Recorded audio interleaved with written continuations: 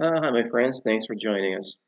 It's great to be with you again. This is Tim, your good friend and your doctor of dispensationalism, back with you again today in our journey through the Bible, one day at a time. Our reading for today was in Second Kings, chapters 9 and 10, and this continues the adventure of Elisha. Um, he begins as he sends out his assistant to anoint a man named Jehu as the next king of Israel, which leads to a revolution.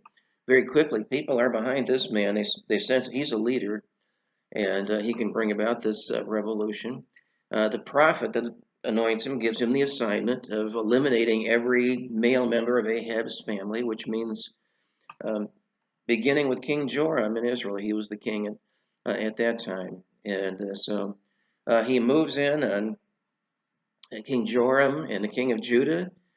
King Ahaziah happened to be there at the same time. No coincidence. I think he did spend some time there in the northern kingdom of Israel. But the result is they both go out to fight Jehu, and King Joram is very quickly killed in the battle, and King Ahaziah runs away. What's interesting is Jehu takes the time to bring some soldiers and chase him down until he also kills this king of Judah, King Ahaziah.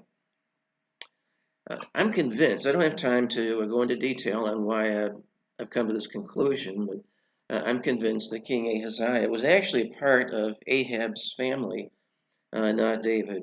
For example, in Matthew chapter 1, in his genealogy, uh, this king, Ahaziah, and his son and grandson are not included in that genealogy that's there, even though the text of Matthew 1 says clearly that all the generations of David are included there, and I think it's one example of why I came to that conclusion. But then Jezebel is killed, and she's thrown down, trampled by the horses and the chariots as they come into the city. And Jehu is hungry. He goes in, he has a meal, and then he says, this is she's a princess. Give her a decent burial anyway. In Second Kings, chapter 9:33. When he was come in, he did eat and drink and said, Go uh, see now this cursed woman and bury her, for she is a king's daughter. And when they went to bury her, but they found no more of her than the skull and the feet and the palms of her hands. There was nothing left. What's interesting, though, is Jehu's understanding of what was going on there. He said in 2 Kings 9:36, "This is the word of the Lord, which he spake by his servant Elijah the Tishbite, saying, In the portion of Jezreel shall dogs eat the flesh of Jezebel." Um, it comes from 1 Kings 21:23 to 34. Elijah said, giving the word of the Lord concerning Jezebel, the dogs shall eat Jezebel by the wall of Jezreel. The lesson that we can learn here, I think, as we consider this, and I hope you'll do this, give it some thought, is this is an example of how we understand the Bible. And there are many pastors and Bible teachers I respect, in all honesty, but there are many that are looking for allegory and imagery throughout the Bible, and so often ignore the plain sense of the text. For example, they would look at the promises that God made to Israel about the coming kingdom and what that would be like. The age of people would be greatly increased. The lion will lie down with the lamb, and they look at that as what God is going to do with the church, not actual Israel.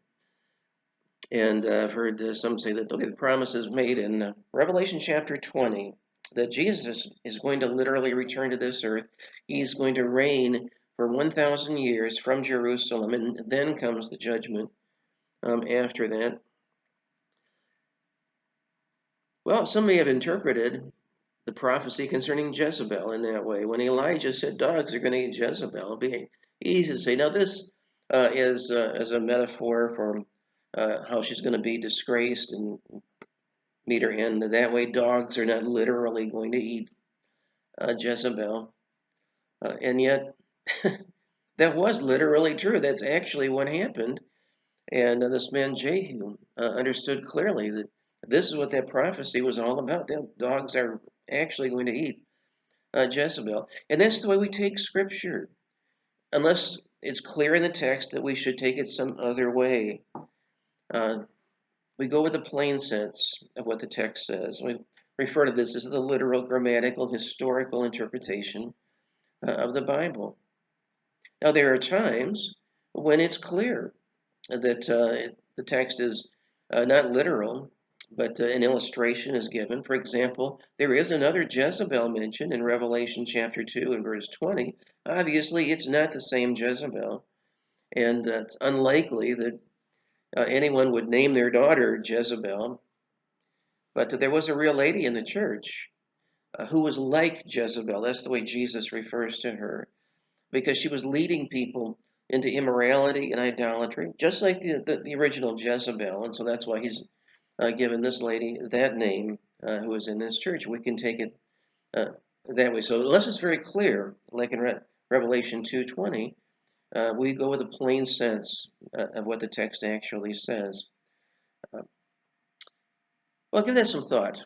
And I hope I haven't made that too confusing for anyone, but think on it today a little bit and stay in the Bible. Our reading for tomorrow is in 2 Kings, chapters 11, 12, and 13. And I'd encourage you to dig into those. And I look forward to being back with you again tomorrow. Have a great day, folks.